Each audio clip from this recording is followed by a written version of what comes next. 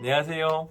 우리 함께 오늘은 견인에 대해서 함께 살펴보기를 원합니다. 견인은 참 성경의 많은 구조를 통해서 알 수 있는데 제가 특별하게 네 구절 정도를 뽑아서 함께 살펴보기를 원합니다.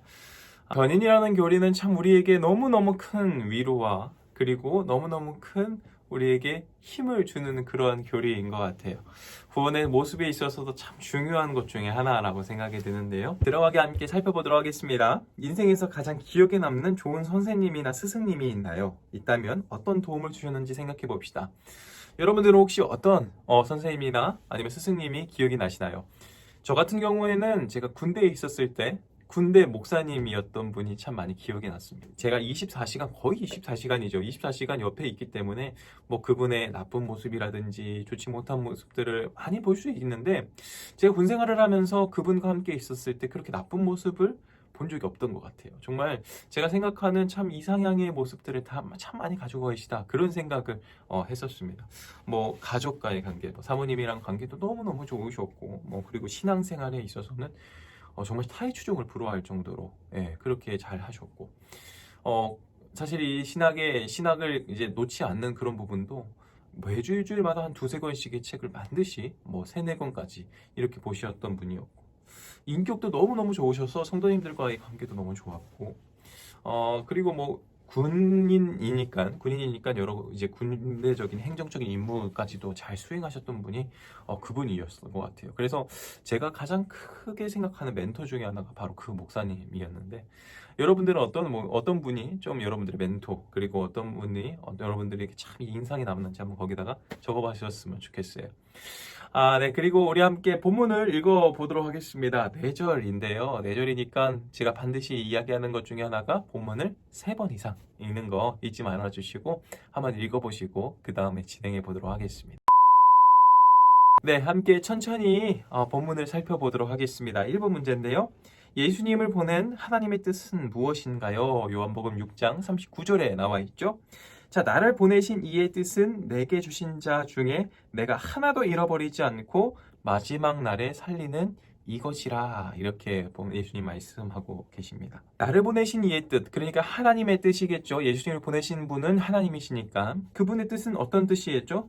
내게 주신 자 중에서 내가 하나도 잃어버리지 않는다. 그리고 마지막 날에 다시 살리는 이것이라 라고 나옵니다. 내게 주신 자라고 얘기했을 때 내게 주신 자는 바로 구원에 있는 모든 사람들을 뜻하겠죠. 소명부터 시작해서 우리가 종전의 영화까지에 이르는 모든 사람들을 그 안에 있는 모든 사람들을 뜻합니다. 그리고 그 사람들이 어디까지요? 마지막 날까지 이르게 하는 것이 바로 예수님 하나님의 뜻이라는 것을 우리가 본문을 통해서 알 수 있습니다. 두 번째 문제입니다. 그리스도께서 오실 때 어떤 모습으로 우리는 서게 됩니까?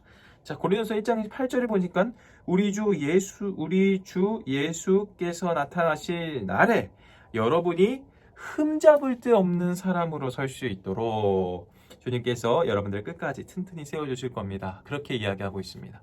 그러면 답이 뭘까요? 흠잡을 데 없는 모습이죠. 우리가 그래서 이따가 저희가 나중에 영화 때도 함께 살펴보겠지만 우리가 주님 앞에 서는 그날에는 우리가 우리의 부족한 모습들 그리고 우리가 아름답지 못하다라고 생각하는 많은 부분들이 변화되어서 정말 아름다운 모습으로 예수님 앞에 서게 될 것입니다.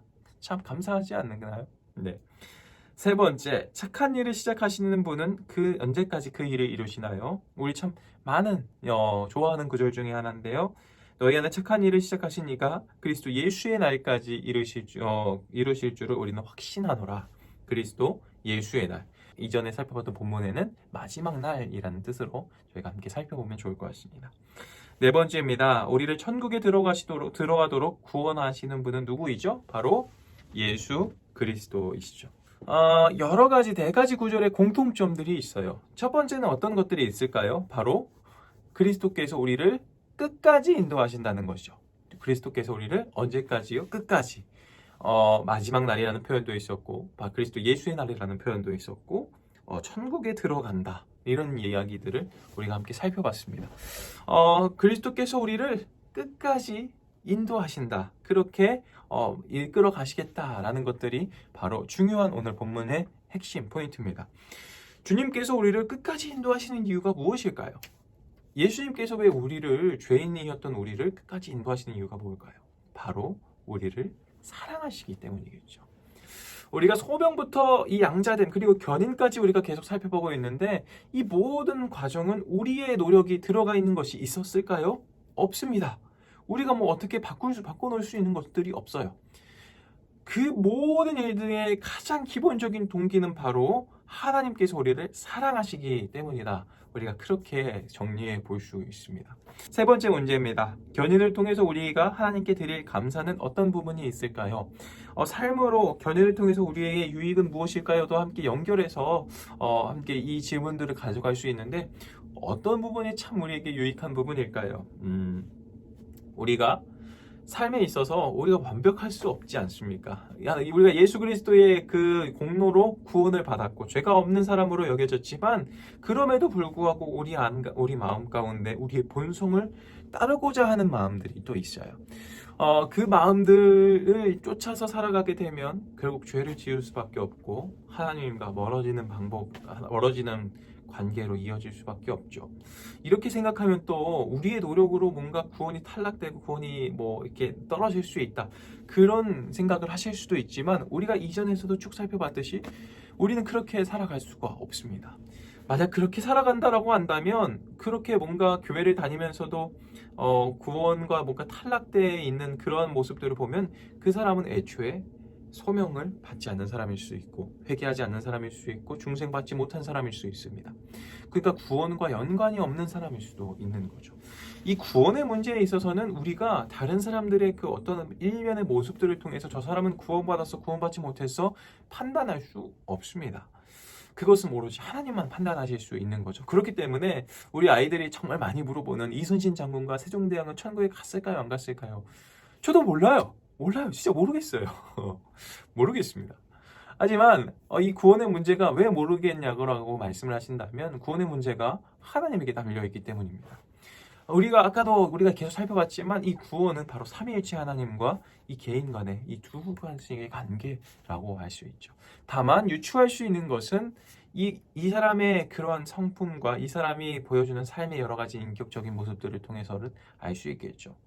그 사람이 정말 하나님을 사랑하는 모습과 이웃을 사랑하는 모습들이 있다라고 한다면, 그 사람은 정말 하나님의 구원을 받은 사람일 수 있는 거고, 하지만 이것이 그냥 단순하게 선행으로만 나타나는 것은 아니라는 것을 여러분들에게 말씀드리고 싶습니다.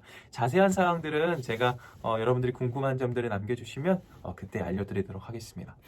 견인에 있어서 가장 중요한 우리가 하나님께 드릴 감사는 바로 우리를 좋은 길로 인도하시는 예수님의 그 사역이겠죠. 우리가 잘못된 길로 간다 할지라도 우리 그 잘못된 길을 바른 길로 인도해 주시고, 그 길 가운데서도 그리스도께서 우리를 인도해 주신다. 그것이 가장 우리에게 중요한 감사 중 하나일 것 같습니다. 이렇게 생각하다 보면 좀 어떤 생각이 드세요? 저 같은 경우에는 그러면 내가 뭐 잘못한 선택을 하건 내가 뭐 나쁜 짓을 하든지 간에 예수님은 우리를 좋은 길로 인도해 주실 거니까 우리를 견인하신다고 하고 하니까 우리 뜻대로 살아도 된다, 이렇게 생각이 들 수도 있는데 그거는 정말 잘못된 생각이라는 것을 여러분들이 잘 아시겠죠? 우리가 하나님의 자녀이라고 한다면 우리가 하나님의 자녀답게 살아야 되죠. 우리가 효도하는 것에 있어서 우리가 우리 부모님한테 효도해야 된다는 것 너무나도 잘 알고 있잖아요. 근데 이 자녀가 효도하지 않고 그냥 어차피 엄마는 나한테 부모님은 나를 용서해 주시는 분이니까 내가 잘못한 짓을 해야 되겠다, 그렇게 생각하고 그렇게 행동하는 사람들을 우리 뭐라고 얘기합니까? 불효자라고 얘기하고, 저 사람은 나쁜 사람이야 라고 이야기하지 않습니까? 그것처럼 이 견인의 교리에 있어서도 우리의 노력이 아예 없는 것은 아닙니다. 이 말을 여러분들 잘 들으셔야 돼요. 개혁주의에서 가장 중요한 교리 중에 하나, 이 견인의 교리 중에 하나는 바로 우리의 노력도 들어가는 겁니다. 하지만 우리의 노력이 들어간다라고 해서 우리가 잘못한다라고 해서 뭔가 구원이 탈락된다, 그것이 아니라 우리의 노력 100%, 우리의 노력은 어떤 노력일까요? 예수님의 뜻대로, 그리고 하나님의 뜻대로 살려고 하는 그 여러 가지 노력들을 우리의 노력이라고 표현할 수 있겠습니다. 우리의 노력들이 있지만 이 노력들은 아무리 우리가 열심히 한다라고 하더라도 인정을 받을 수 없어요. 하지만 그 인정을 받게 하고 이 노력이 유의미할 수 있는 것은 바로 그리스도의 노력이 있기 때문에, 바로 이 우리의 노력 100%, 그리스도의 노력 100%가 합쳐져서 200%가 되는 것이 아니라 이 모든 것을 예수님께서 인도하셨다, 그렇게 우리가 표현하는 겁니다. 쉽게 얘기하면 이따가도 우리 견인을 우리 아이들한테 어떻게 설명할 수 있을지 고민해 보면 그런 것 같아요. 여러분들이 뭔가 어떤 중요한 프로젝트를 다 정말 열심히 정말 고민하고 정말 피 터지게 노력해서 어떤 프로젝트를 성공했다라고 생각해 봅시다. 그 성공할 때 그 성공의 기쁨, 너무나도 좋죠. 너무나도 좋고 너무나도 감사하죠. 그리고 그 성공에 대해서 우리가 하나님께 기도할 때 우리가 어떻게 기도합니까? 하나님, 내가 정말 100% 열심히 연습해서 내가 100% 정말 열심히 노력해서 이렇게 일어났어요. 그렇게 얘기하지는 않지 않습니까? 우리가 그때 뭐라고 얘기합니까? 이 모든 것이 하나님의 은혜입니다. 그렇게 이야기하지 않습니까? 그 하나님의 은혜입니다라고 표현했을 때 우리의 노력이 거기 안에 아예 없나요? 우리가 아무것도 하지 않았나요? 아니죠. 이 모든 노력들 가운데 하나님께서 우리를 그렇게 노력할 수 있게끔 인도해 주셨고, 그리고 그 결과물들이 나올 수 있게끔 하나님께서 인도하셨다. 우리가 그것들을 모두 다 알기 때문에 우리의 힘으로 우리가 뭔가 열심히 해서 우리가 열심히 해서 뭔가 할 수 없다는 것을 알고 있기 때문에 우리가 그래서 하나님이 하셨습니다. 주님 감사합니다. 이 모든 것이 하나님의 은혜입니다. 이렇게 얘기할 수 있는 거겠죠. 견인이라는 것은 그렇습니다. 우리가 견인이라고 생각하면 견인차라고 많이 생각할 수 있죠. 그 자동차를 끌고 가지 않습니까? 자동차를 이렇게 레카라는 그 차가 끌고 갈 때 물론 레카가 끌고 가는 거지만 그 원래 있었던 자동차의 바퀴는 어떻게 하죠? 계속 돌아가잖아요. 그것처럼 우리의 노력도 있는 거지만 그 노력을 덮어서 그렇게 노력할 수 있게끔, 그리고 우리가 그런 모습으로 만들어줄 수 있게끔 만드시는 분이 누구라는 거죠? 바로 예수님이라는 겁니다.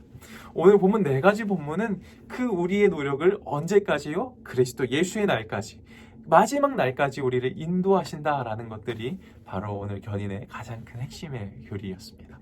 네, 오늘은 여기까지 함께 살펴봤으면 좋겠습니다. 저는 참 이 견인의 교리를 준비하면서 너무나도 큰 은혜를 받았거든요.